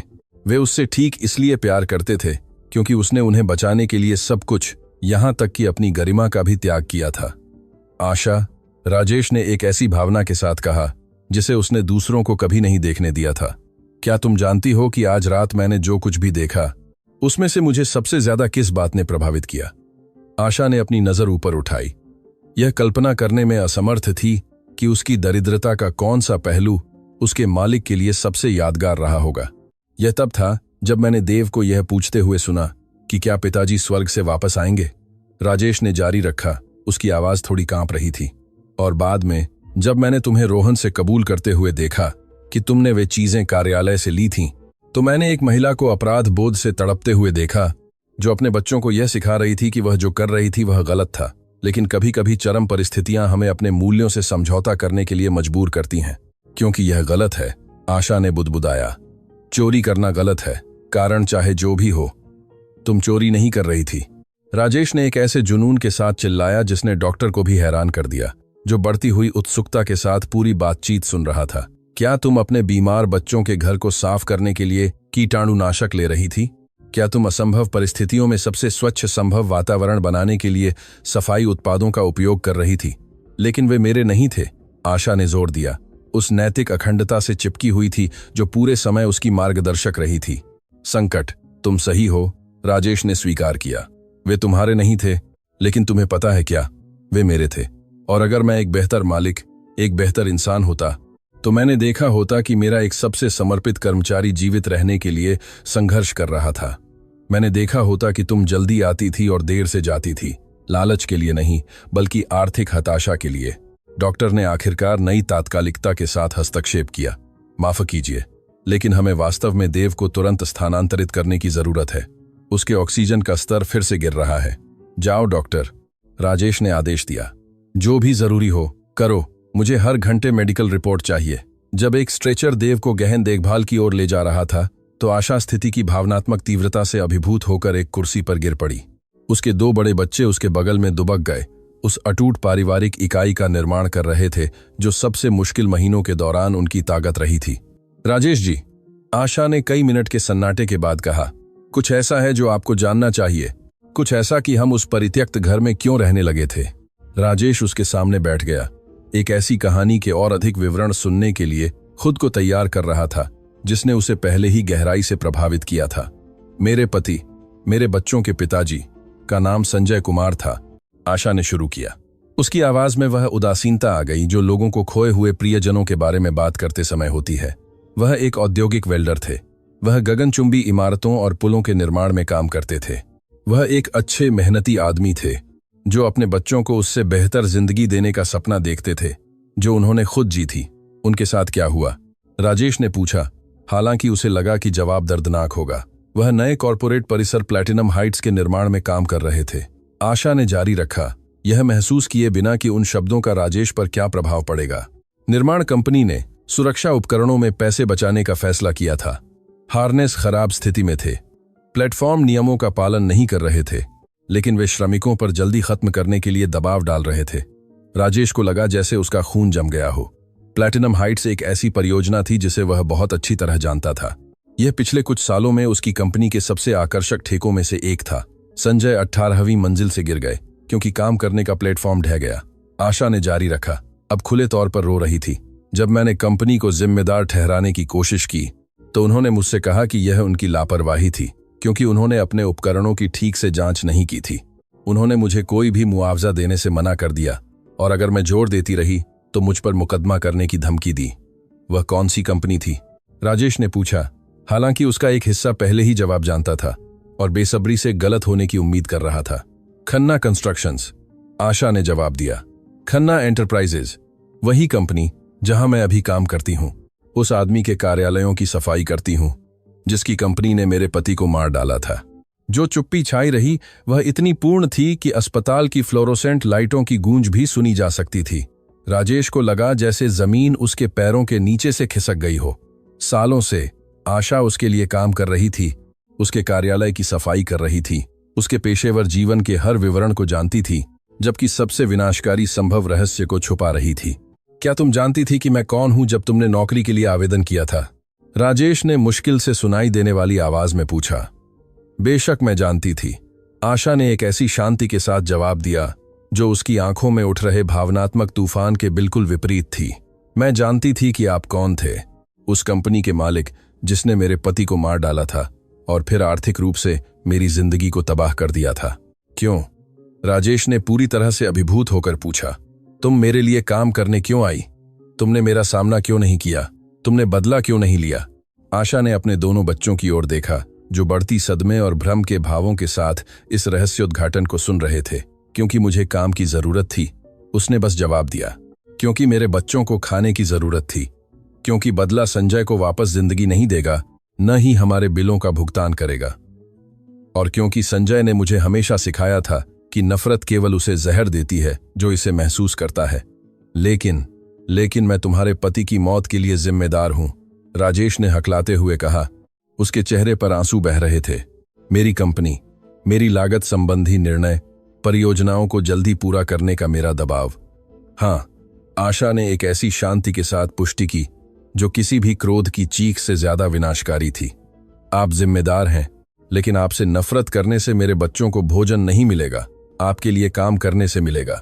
उस पल राजेश खन्ना ने समझा कि वह एक ऐसी मानवीय महानता की उपस्थिति में रहा था जिसे वह कभी हासिल नहीं कर पाएगा, चाहे वह कितना भी पैसा जमा कर ले या कितनी भी शक्ति प्राप्त कर ले। इस महिला ने अपनी त्रसदी के लिए जिम्मेदार आदमी के लिए काम करने की ताकत पाई थी। उसने अपने व्यावसायिकता और ईमानदारी को बनाए रखा था, जबकि उस व्यक्ति के कार्यालय की सफाई कर रही थी जिसने उसके परिवार को नष्ट कर दिया था। आशा, उसने अंत में कहा, यह व्यक्त करने के लिए कोई शब्द नहीं है कि मुझे कितना अफसोस है। मेरी लापरवाही ने तुम्हारे परिवार को जो नुकसान पहुंचाया उसकी भरपाई करने का कोई तरीका नहीं है, लेकिन मैं अपने खुद के बच्चों के जीवन की कसम खाता हूं कि मैं अपनी शेष जिंदगी इस गलती को सुधारने के लिए समर्पित करूंगा। इसका क्या मतलब है? रोहन ने उस प्राकृतिक अविश्वास के साथ पूछा जो बच्चों में विकसित होता है, जिन्होंने देखा है कि वयस्क ऐसे वादे करते हैं जिन्हें वे पूरा नहीं करते हैं। राजेश ने 12 वर्षीय लड़के की ओर देखा जिसने बहुत जल्दी वयस्क जिम्मेदारियां संभाली थीं और अपने व्यावसायिक जीवन का सबसे महत्वपूर्ण निर्णय लिया। इसका मतलब है कि तुम्हारे परिवार को फिर कभी जरूरत नहीं होगी। उसने एक ऐसे दृढ़ संकल्प के साथ घोषणा की जिसने उसे खुद को भी हैरान कर दिया। इसका मतलब है कि तुम्हारे पास एक सभ्य घर, पूरी शिक्षा, गारंटीकृत चिकित्सा, देखभाल और वह सब कुछ होगा जो तुम्हारे पिताजी तुम्हें देना चाहते थे जब वह मेरी परियोजनाओं में काम करते थे। हमें आप पर भरोसा क्यों करना चाहिए? प्रिया ने बच्चों की उस सीधी ईमानदारी के साथ पूछा। आपने हमें एक बार पहले ही चोट पहुंचाई है। राजेश लड़की की 8 साल की उम्र में आने के लिए फिर से घुटनों पर बैठ गया, जिसने अभी अभी उसके जीवन का सबसे महत्वपूर्ण सवाल पूछा था। क्यों? उसने भावुक आवाज में जवाब दिया। तुम्हारे परिवार ने आज रात मुझे सिखाया है कि इंसान होने का असली मतलब क्या है, और क्योंकि मैं फिर कभी अपनी अज्ञानता को इतना दुख पैदा करने की अनुमति नहीं दूंगा। अस्पताल में अगले घंटे भावनात्मक रोलर कोस्टर की तरह बीते जिन्हें उस प्रतीक्षालय में कोई भी कभी नहीं भूलेगा। राजेश पूरी रात वहीं रहा था, महत्वपूर्ण बैठकों को रद्द कर रहा था, अपनी कंपनी से आपातकालीन कॉल को अनदेखा कर रहा था, पूरी तरह से एक ऐसी वास्तविकता में लीन था जिस पर उसने कभी विचार नहीं किया था, उन लोगों का दुख जो उसके लिए काम करते थे। हर 30 मिनट में नर्सें देव के बारे में अपडेट लेकर आती थीं। छोटे बच्चे को कई मशीनों से जोड़ा गया था। उसका छोटा शरीर एक संक्रमण से जूझ रहा था जो शुरू में सोचे गए से ज्यादा बढ़ गया था। डॉक्टरों ने बताया था कि अस्वच्छ परिस्थितियों में हफ्तों रहने से उसकी प्रतिरक्षा प्रणाली बुरी तरह से कमजोर हो गई थी। माँ, क्या देव मर जाएगा? प्रिया ने उस बच्चों जैसी क्रूरता के साथ पूछा जो एक और चिंतित दिखने वाले डॉक्टर को बाहर आते देखने के बाद एक रेजर की तरह काटती है। नहीं मेरे प्यार, आशा ने जवाब दिया। हालांकि राजेश उन शब्दों के पीछे अनिश्चितता का पता लगा सकता था। देव अपने पिताजी की तरह मजबूत है, वह ठीक हो जाएगा। राजेश देख रहा था कि यह परिवार एक और विनाशकारी क्षति की संभावना का सामना कर रहा था। उन्होंने पहले ही संजय को खो दिया था। उन्होंने अपना घर, अपनी आर्थिक स्थिरता, अपनी सामाजिक गरिमा खो दी थी। यह विचार कि वे देव को भी खो सकते हैं बस असहनीय था। राजेश जी, रोहन ने अचानक कहा, प्रतीक्षा कक्ष में छाए तनावपूर्ण सन्नाटे को तोड़ते हुए, क्या मैं आपसे एक सवाल पूछ सकता हूं? बेशक, राजेश ने लड़के की आवाज में गंभीरता से हैरान होकर जवाब दिया। क्या आपके बच्चे हैं? सवाल राजेश को पेट में मुक्के की तरह लगा। हाँ, उसके बच्चे थे। 2 किशोर जो एक हवेली में रहते थे, जो महंगे निजी स्कूलों में जाते थे, जिन्होंने अपने विशेषाधिकार प्राप्त जीवन में कभी भी एक भी वास्तविक कठिनाई का सामना नहीं किया था। ऐसे बच्चे जो उसे एक पिता से ज्यादा पैसे के प्रदाता के रूप में जानते थे। हाँ, उसने धीमी आवाज में स्वीकार किया। मेरे 2 बच्चे हैं। आर्यन 16 साल का है और मायरा 14 साल की है। क्या वे जानते हैं कि आप अभी कहाँ हैं? रोहन ने उस भावनात्मक बुद्धिमत्ता के साथ जारी रखा जो बहुत कुछ देखने वाले बच्चों में विकसित होती है। नहीं, राजेश ने कबूल किया। यह महसूस करते हुए कि उसने अपनी अनुपस्थिति समझाने के लिए अपने खुद के परिवार से संपर्क करने के बारे में सोचा भी नहीं था। वे शायद सोचते हैं कि मैं एक व्यावसायिक बैठक में हूं या काम के लिए यात्रा कर रहा हूं। हमेशा की तरह, प्रिया ने सच्ची उत्सुकता के साथ दोहराया। राजेश को एहसास हुआ कि ये बच्चे, जिन्होंने अपने पिता को दुखद रूप से खो दिया था, यह नहीं समझ सकते थे कि कोई जीवित और स्वस्थ बच्चे कैसे हो सकता है, लेकिन उनके जीवन से अनुपस्थित रहना चुन सकता है। उनके लिए, जो परिवार के हर पल को एक खजाने की तरह मानते थे, एक ऐसे पिता का विचार जो परिवार पर काम को प्राथमिकता देता था, पूरी तरह से समझ से बाहर था। मेरे बच्चे पिताजी के घर पर न होने के आदी हैं, राजेश ने इस वास्तविकता को कहने में बढ़ती शर्म महसूस करते हुए समझाया। मैंने हमेशा सोचा है कि मेरी जिम्मेदारी पैसे कमाना था, ताकि उन्हें वह सब कुछ दे सकूं जिसकी उन्हें जरूरत थी। बड़े घर, महंगी कारें, यूरोप में छुट्टियां। लेकिन क्या आप उन्हें गले लगाते हैं? प्रिया ने उस सादगी के साथ पूछा जो सीधे महत्वपूर्ण बातों के दिल में जाती है। मैं उन्हें गले लगाता हूं, राजेश ने दोहराया जैसे सवाल किसी विदेशी भाषा में हो। हाँ, लड़की ने जोर दिया। हम मां को हर दिन गले लगाते हैं, दिन में कई बार, खासकर जब वह दुखी या चिंतित होती है। क्या आप अपने बच्चों को गले लगाते हैं जब वे दुखी होते हैं? राजेश कई मिनट तक चुप रहा, एक ऐसे सवाल को संसाधित कर रहा था जिसने उसके पारिवारिक जीवन में एक मूलभूत शून्य को उजागर किया। वह याद नहीं कर पा रहा था कि उसने आखिरी बार आर्यन या मायरा को कब गले लगाया था। उसकी बातचीत स्कूली ग्रेड, खर्चों के लिए पैसे के हस्तांतरण और दुर्लभ पारिवारिक डिनर के दौरान सतही बातचीत तक सीमित थी। मुझे लगता है कि मैं उन्हें पर्याप्त गले नहीं लगाता, उसने अंत में स्वीकार किया। उसकी आवाज थोड़ी कांप रही थी। पिताजी हमें हर दिन गले लगाते थे, रोहन ने एक उदासीन मुस्कान के साथ साझा किया, जिसने उसके थके हुए चेहरे को क्षण भर के लिए रोशन कर दिया। जब वह काम से आते थे, इससे पहले कि कुछ और होता, वह हमें गले लगाते थे। वह कहते थे कि उनके बच्चों के गले ही उन्हें इतनी मेहनत करने की ताकत देते थे। और सप्ताहांत में, प्रिया ने पारिवारिक यादों में शामिल होते हुए कहा, पिताजी हमारे साथ खेल बनाते थे। वह घर को एक महल या एक अंतरिक्ष यान या एक जंगल में बदल देते थे। हमें महंगे खिलौनों की जरूरत नहीं थी, क्योंकि पिताजी सब कुछ मजेदार बना देते थे। राजेश ने इन विवरणों को सुना और उसे एहसास हुआ कि संजय कुमार, एक मामूली आय वाला औद्योगिक वेल्डर, वास्तव में महत्वपूर्ण एकमात्र चीजों में उससे कहीं ज्यादा अमीर था। उसके पास अपने परिवार का बिना शर्त प्यार था। उसने अपने बच्चों के साथ अनमोल यादें बनाई थीं। वह अपने घर का भावनात्मक केंद्र था। क्या आप जानते हैं कि हमें पिताजी की सबसे ज्यादा कमी किस बात की महसूस होती है? आशा ने धीमी आवाज में, लेकिन भावना से भरी हुई बातचीत में शामिल होते हुए पूछा। क्या? राजेश ने पूछा, यह सीखने के लिए तैयार हो रहा था कि वास्तव में पिता होने का क्या मतलब है।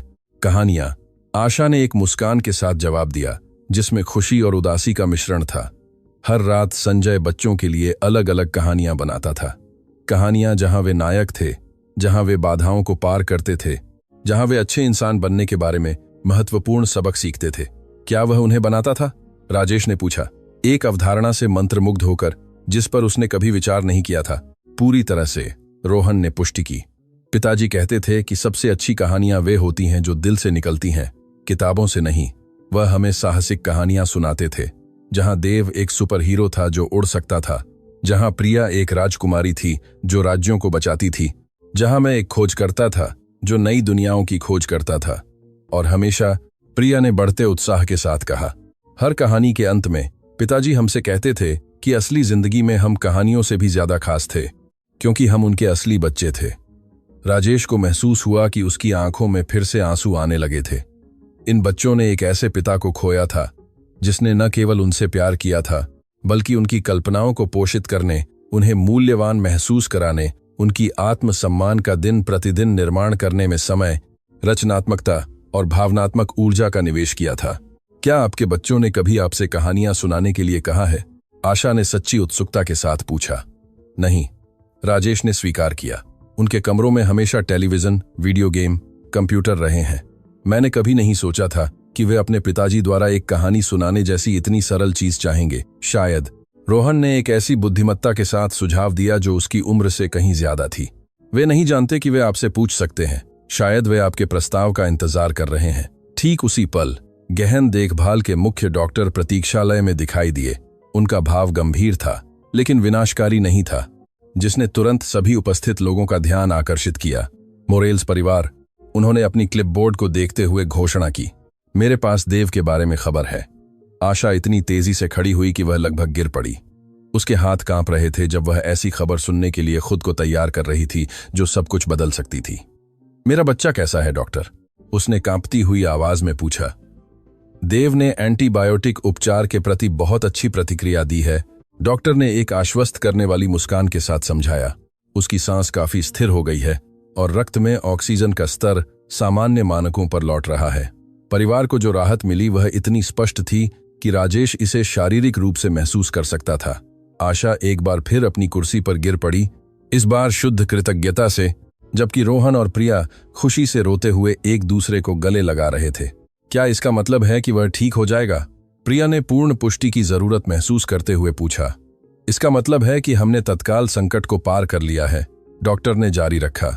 हालांकि देव को संक्रमण को पूरी तरह से खत्म करने के लिए कम से कम 1 सप्ताह और अस्पताल में भर्ती रहने की जरूरत होगी और छुट्टी के बाद उसे घर पर विशेष देखभाल की आवश्यकता होगी। किस तरह की विशेष देखभाल? आशा ने पूछा।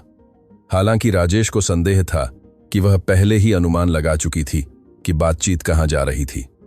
देव को नमी, फफूंदी और वायु प्रदूषण से पूरी तरह मुक्त वातावरण में रहने की जरूरत है, डॉक्टर ने उस पेशेवर गंभीरता के साथ समझाया जिसने संकेत दिया कि बातचीत के लिए कोई जगह नहीं थी। उसके फेफड़े अपर्याप्त पर्यावरणीय परिस्थितियों के लंबे समय तक संपर्क में रहने से बुरी तरह प्रभावित हुए हैं। एक बार फिर से बीमार होना गंभीर हो सकता है। जो चुप्पी छाई रही वह विनाशकारी थी।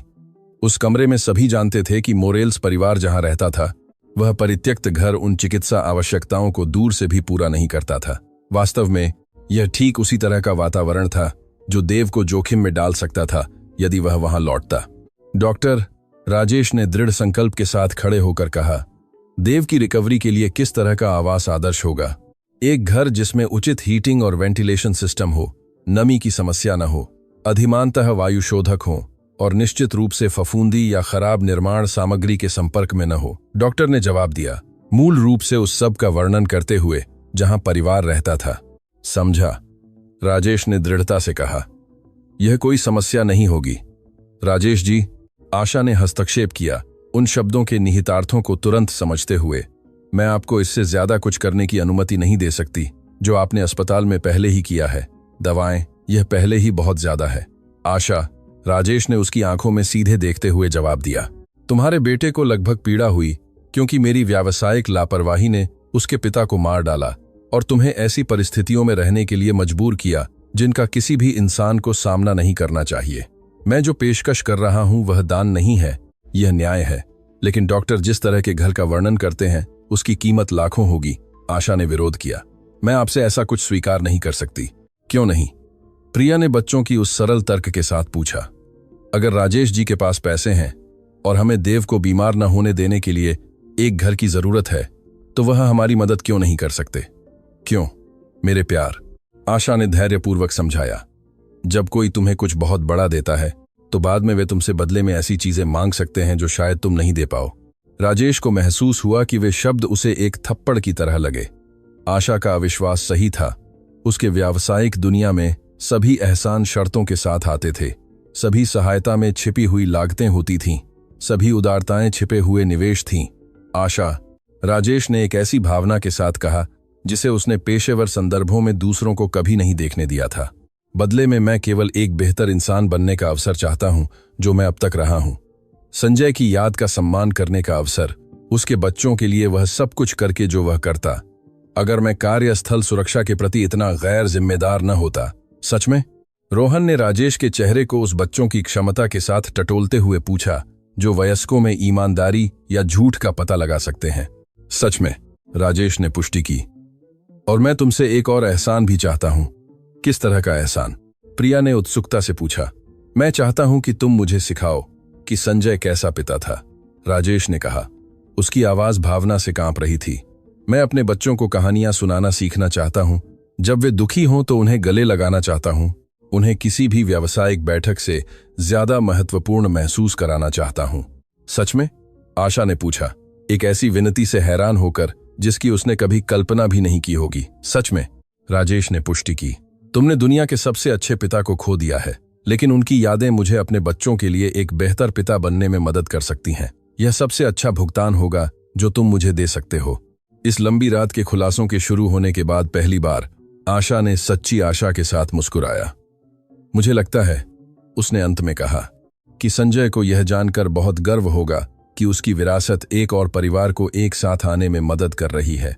अस्पताल में किए गए वादे के 3 दिन बाद राजेश खन्ना राजनगर के आवासीय क्षेत्र में एक सुंदर 2 मंजिला घर के सामने खड़ा था। एक हाथ में चाबियां और दूसरे में खरीद का अनुबंध लिए हुए था। यह एक आवेगपूर्ण निर्णय नहीं था। उसने मोरेल्स परिवार के लिए सही घर खोजने के लिए हर विवरण की 72 घंटे तक सावधानीपूर्वक जांच की थी। घर में वह सब कुछ था जो डॉक्टर ने देव की रिकवरी के लिए निर्दिष्ट किया था। केंद्रीय हीटिंग सिस्टम, हर कमरे में वायु शोधक, बड़ी खिड़कियां जो प्रचुर प्राकृतिक प्रकाश की अनुमति देती थीं, और सबसे महत्वपूर्ण बात, यह केवल 2 साल पहले नमी और फफूंदी से पूरी तरह मुक्त सामग्री के साथ बनाया गया था। लेकिन राजेश चिकित्सा आवश्यकताओं से आगे बढ़ गया था। संपत्ति में 4 विशाल बेडरूम, 2 पूर्ण बाथरूम, नए उपकरणों के साथ एक आधुनिक रसोई, एक पिछला बगीचा जहां बच्चे सुरक्षित रूप से खेल सकते थे, और यह उत्कृष्ट सरकारी स्कूलों वाले क्षेत्र में स्थित था। यह ठीक उसी तरह का घर था जिसका सपना संजय कुमार ने अपने परिवार के लिए देखा होगा। क्या आप इस बारे में निश्चित हैं, Rajesh ji? Meena Gupta, real estate agent जिसने एक्सप्रेस खरीद को संभाला था, ने पूछा। यह एक बहुत उदार निर्णय है, लेकिन बहुत महंगा भी है। इस संपत्ति का मूल्य उतना है जितना कई लोग 10 सालों में कमाते हैं। मैं पूरी तरह से निश्चित हूं, राजेश ने बिना किसी हिचकिचाहट के जवाब दिया। इसके अलावा यह उदारता नहीं है, यह बहुत देर से मिला न्याय है। मोरेल्स परिवार के आने का इंतजार करते हुए राजेश उन असाधारण परिवर्तनों पर विचार कर रहा था जो इन 3 दिनों में उसके जीवन में हुए थे। उसने महत्वपूर्ण बैठकें रद्द कर दी थीं, व्यावसायिक निर्णय सौंप दिए थे जिन्हें वह सामान्य रूप से महत्वपूर्ण मानता था, और सालों में पहली बार उसने अपने वित्तीय महत्वाकांक्षाओं से ऊपर दूसरों की जरूरतों को रखा था। सबसे महत्वपूर्ण बात, उसने अपने खुद के बच्चों के साथ अपनी जिंदगी की सबसे ईमानदार बातचीत की थी। पिछली रात वह महीनों में पहली बार रात 8 बजे से पहले अपनी हवेली में पहुंचा था। आर्यन और मायरा मुख्य भोजन कक्ष में अकेले रात का खाना खा रहे थे, जैसा कि उनकी सामान्य दिनचर्या थी, जबकि वह आमतौर पर देर रात तक काम करते थे या व्यावसायिक कार्यक्रमों में भाग लेते थे। पिताजी, मायरा ने कहा था। उसे इतनी जल्दी देखकर हैरान थी।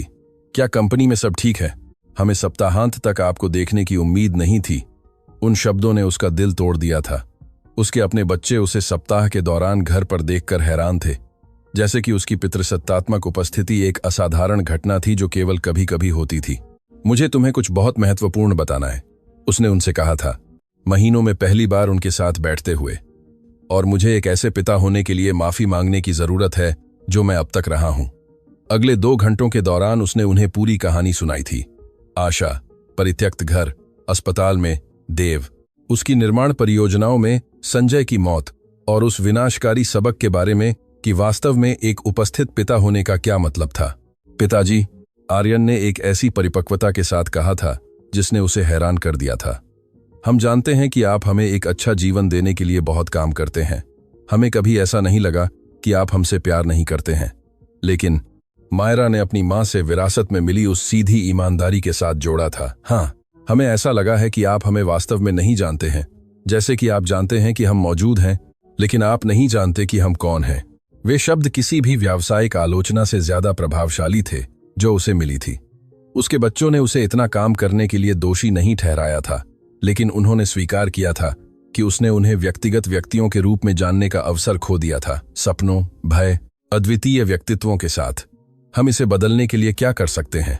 उसने उनसे पूछा था, ईमानदारी से उनके विचारों को सुनने में दिलचस्पी रखते हुए। ठीक है, मायरा ने ध्यान से सोचने के बाद जवाब दिया था। आप घर आने पर हमसे पूछना शुरू कर सकते हैं कि हमारा दिन कैसा रहा। न केवल यह कि हमने अपना होमवर्क किया या अच्छे ग्रेड प्राप्त किए। और शायद, आर्यन ने जोड़ा था, आप हमें अपने बचपन के बारे में कहानियां सुना सकते हैं। हमें कभी नहीं पता कि आप कैसे बड़े हुए, आपको क्या करना पसंद था, आप मां से कैसे मिले। राजेश ने वादा किया था कि यह सब बदल जाएगा, और उसने उसी रात अपनी खुद की बचपन के बारे में, उन गलतियों के बारे में जो उसने वित्तीय सफलता को मानवीय रिश्तों पर प्राथमिकता देने में की थीं, और कैसे एक संकटग्रस्त परिवार ने उसे ऐसे सबक सिखाए थे जो कोई भी व्यवसाय स्कूल नहीं दे सकता था, उन्हें बताना शुरू किया था। अब मोरेल्स परिवार के नए घर के सामने खड़ा होकर राजेश को घबराहट और उत्साह का एक मिश्रण महसूस हो रहा था, जो उसने तब से अनुभव नहीं किया था जब वह अपनी पहली कंपनी बनाने वाला एक युवा उद्यमी था।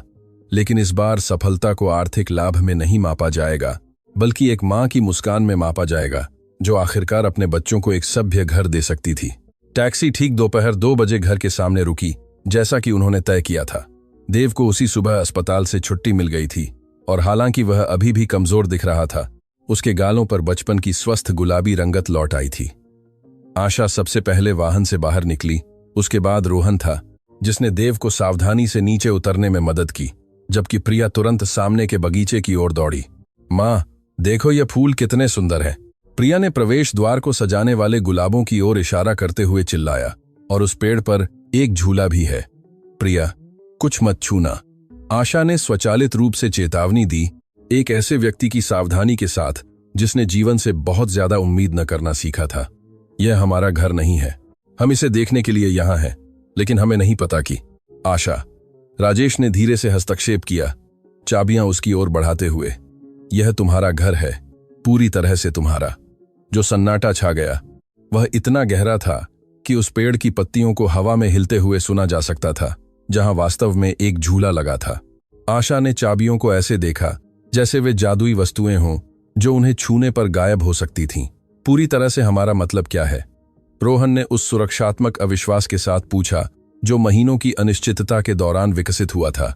मेरा मतलब है, राजेश ने तीनों बच्चों की ऊंचाई पर आने के लिए घुटनों पर बैठते हुए समझाया, कि घर का पूरा भुगतान हो गया है, कि यह तुम्हारी मां के नाम पर लिखा गया है और कोई भी इसे तुमसे कभी नहीं छीन पाएगा। क्या यह हमेशा के लिए तुम्हारा है? सच में हमेशा के लिए?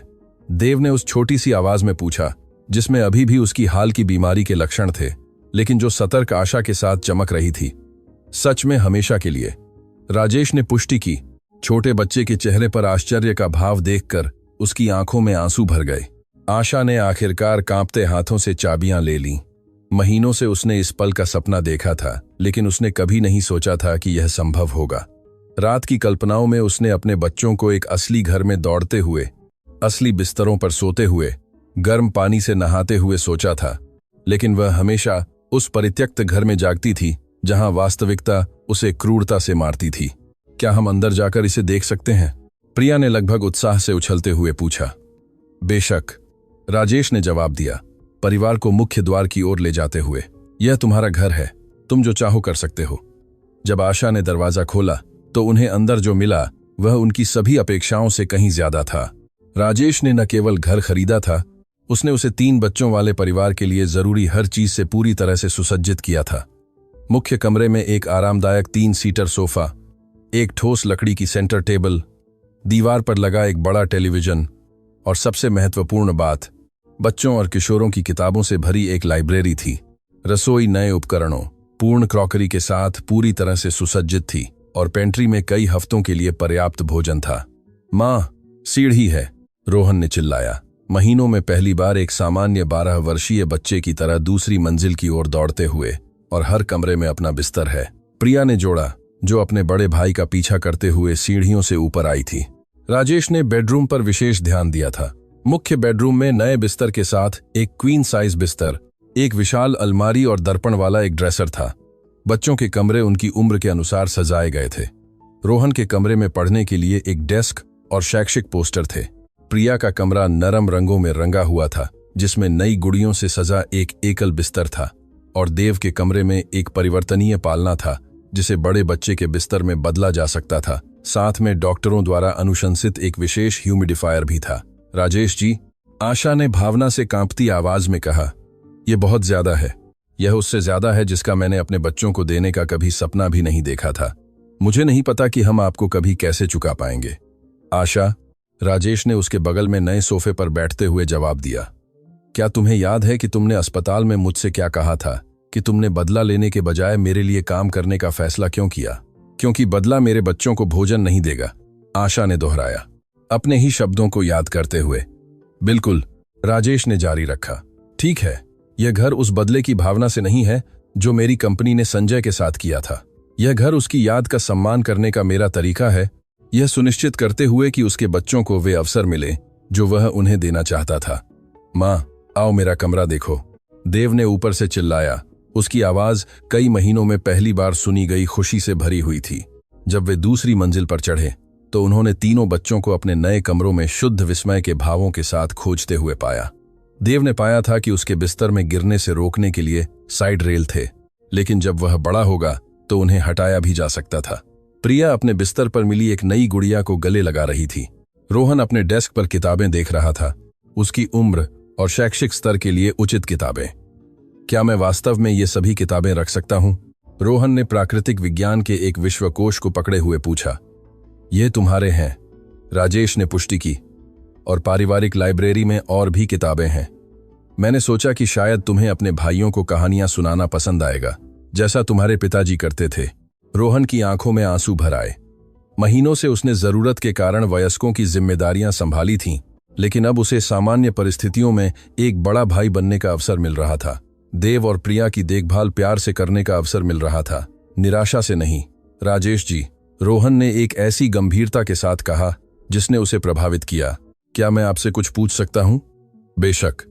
क्या आपके बच्चे जानते हैं कि आप हमारे लिए क्या कर रहे हैं? इस सवाल ने राजेश को हैरान कर दिया, क्योंकि इसने बताया कि रोहन न केवल अपने परिवार के बारे में सोच रहा था, बल्कि यह भी कि ये कार्य दूसरे लोगों को कैसे प्रभावित कर सकते हैं। हाँ, राजेश ने जवाब दिया। मैंने उन्हें तुम्हारी पूरी कहानी बताई और वे जानते हैं कि तुमने मुझे सिखाया है कि परिवार होने का क्या मतलब है, किस तरह के सबक। प्रिया ने बच्चों की उस प्राकृतिक उत्सुकता के साथ पूछा जो बातचीत में शामिल हो गई थी। उन्होंने मुझे सिखाया कि बच्चों को गले लगाना महंगी चीजें खरीदने से ज्यादा महत्वपूर्ण है, राजेश ने समझाया। उन्होंने मुझे सिखाया कि घर पर कहानियां सुनाना देर रात तक काम करने से ज्यादा मूल्यवान है। उन्होंने मुझे सिखाया कि मेरे बच्चों के सपनों को जानना ज्यादा पैसे कमाने से ज्यादा महत्वपूर्ण है। क्या आप अपने बच्चों को ज्यादा गले लगाना शुरू करेंगे? देव ने उस सीधी मासूमियत के साथ पूछा जो केवल छोटे बच्चों में होती है।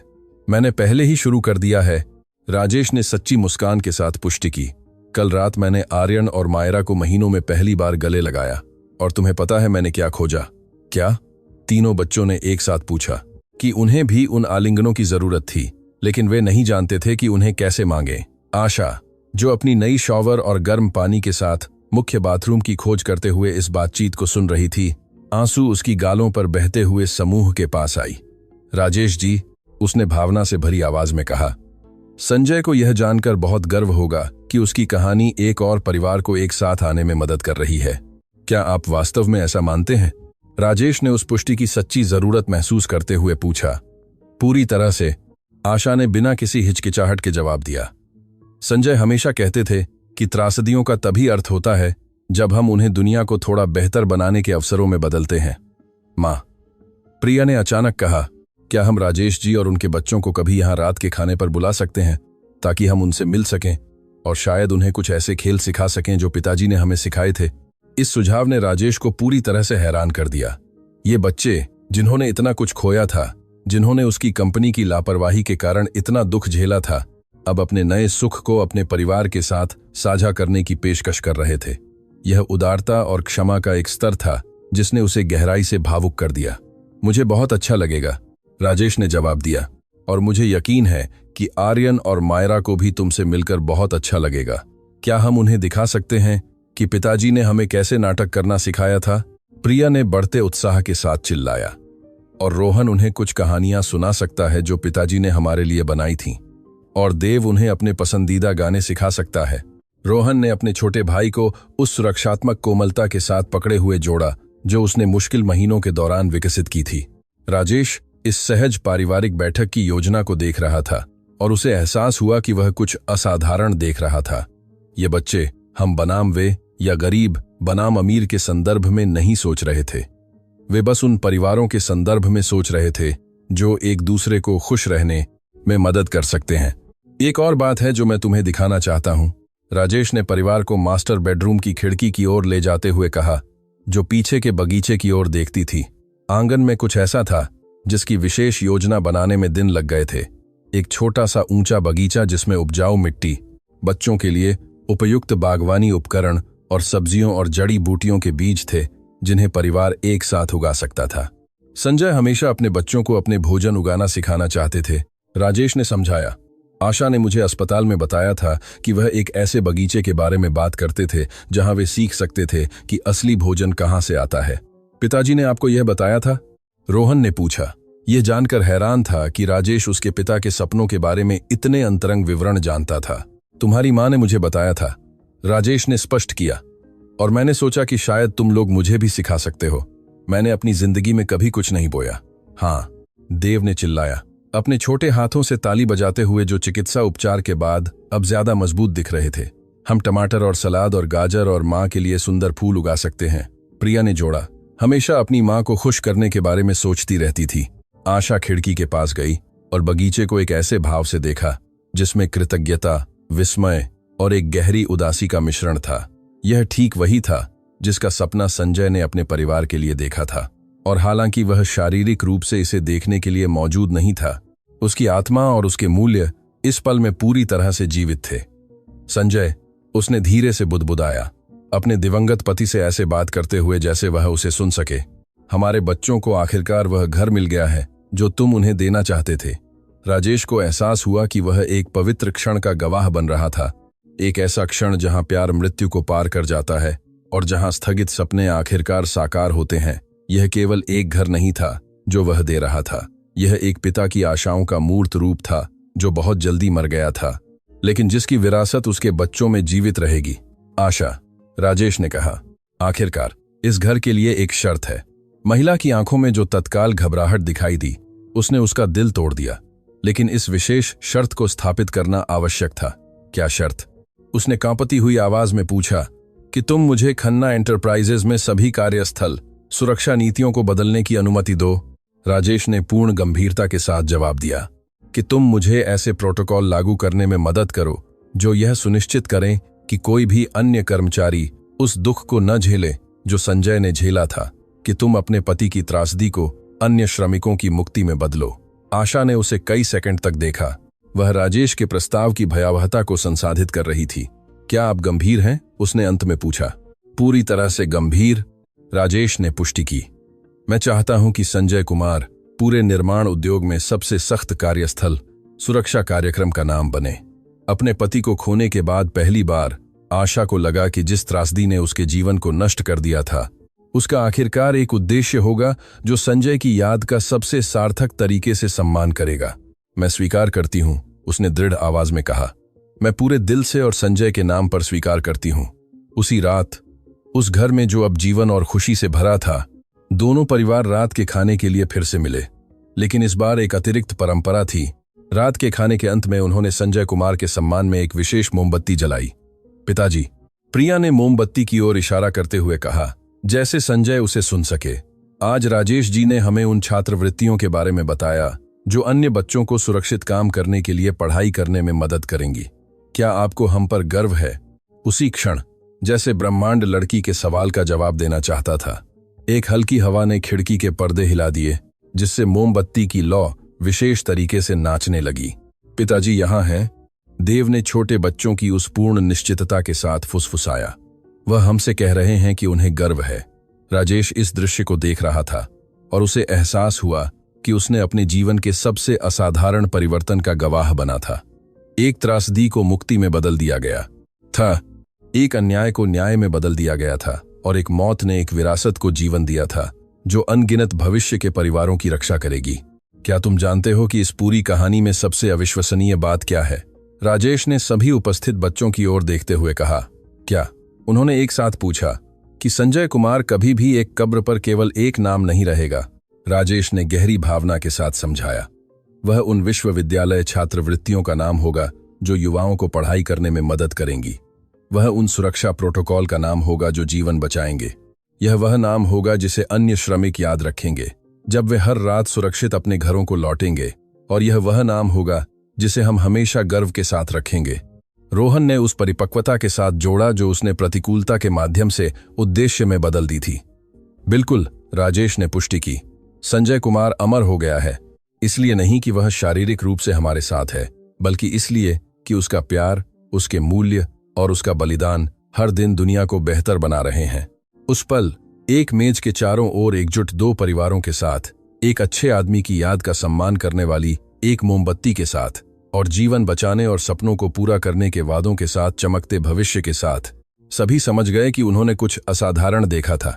संजय कुमार की मौत एक त्रासदी थी, लेकिन उसकी विरासत मुक्ति, प्यार और आशा की सबसे खूबसूरत कहानी में बदल गई थी, जिसकी उनमें से कोई भी कल्पना कर सकता था। और हर बार जब कोई श्रमिक सुरक्षित अपने घर लौटता, हर बार जब कोई युवा पढ़ाई करने के लिए छात्रवृत्ति प्राप्त करता, हर बार जब किसी परिवार को वह दुख नहीं झेलना पड़ता जो मोरेल्स परिवार ने झेला था, तो संजय कुमार जीवित रहता। क्योंकि सच्चा प्यार कभी नहीं मरता, यह केवल दुनिया को बेहतर बनाने के अधिक से अधिक सुंदर रूपों में बदल जाता है।